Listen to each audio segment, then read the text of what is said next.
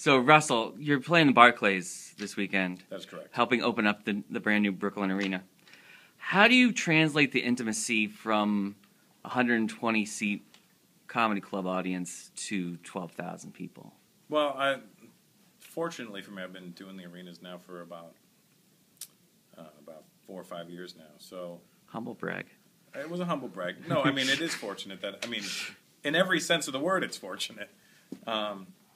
But I've managed to, I have 2 camera guys on stage with me. So if I talk to somebody in the front row, they're immediately on the screen behind me. So there's no lag where the people in the back of the room are like, I don't know who he's talking about, I don't want to pay attention. Immediately, everybody in the room is in on the same joke. So it's about making people in the worst seats feel like they're still in the good seats. You talked today with Jim Norton for a show that's going to be airing on SiriusXM about wanting to evolve your act. Are there things you want to talk about on stage that you haven't done so yet? No, I mean, I'm doing it. There was a time where I was trying to do that, just like trying to show that I can do this other stuff. But I think if you're doing it that way, it's the wrong way to go about it.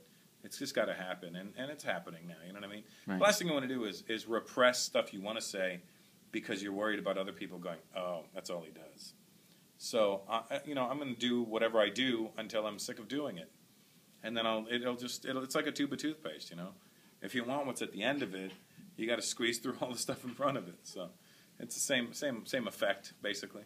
And you're also, this tour you're on now, it's eventually going to be filmed in March, you said? Yeah, March we're shooting it in Australia at the Arena, I'm thinking. Now, in this interview with Jim, you mentioned not being in the greatest headspace when you recorded the Green Card one. Right. Does that experience in itself make you want to rush to do the next one? No. Or do you want to take your time and go, okay, that experience happened. No, now let's just make sure the next time. You gotta. It's almost like getting knocked out, you know, in a fight. If you get knocked out in a fight, you're not gonna want to jump back in the ring next week. You want to let that heal. You want to get your head straight again, and you want to refocus and figure out what you did wrong so you don't make that mistake twice. Speaking of training, that's something that I've heard you mention, you know, being a boxer and training like a boxer. That's something that Louis C.K. also has been doing, at least for the last couple of years. What is it about the similarity between boxing and comedy? Well, it's one of those, it's a solo event. You know, when you're on stage, it's you against the audience. Not against, but, you know, you dictate the pace and you decide what's happening. And the same thing in the ring. When you're in there with a guy who's trying to take your head off, you know, it's up to you to not get your head taken off. It's up to you to dictate the pace or figure out what it is you need to do to survive. So it's more of a probably survival mentality.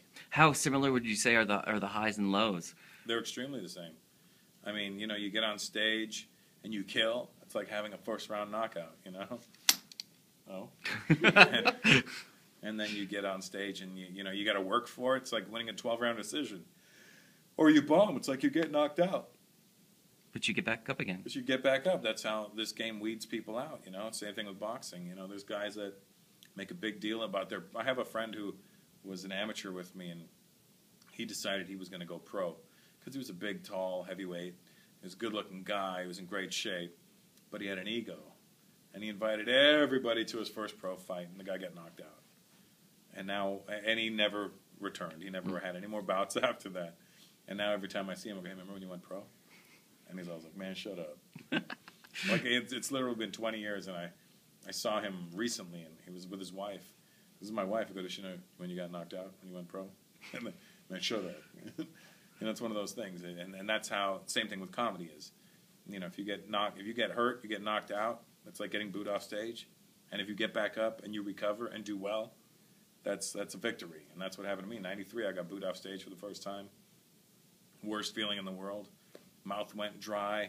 You feel like you're going to cry. Your chin's quivering. Everything about you is saying, why did I do this? And then, but to come back and recover and become victorious is a true sign that that's really what you needed to do. Well, congrats on being victorious. Well, thanks. Thanks.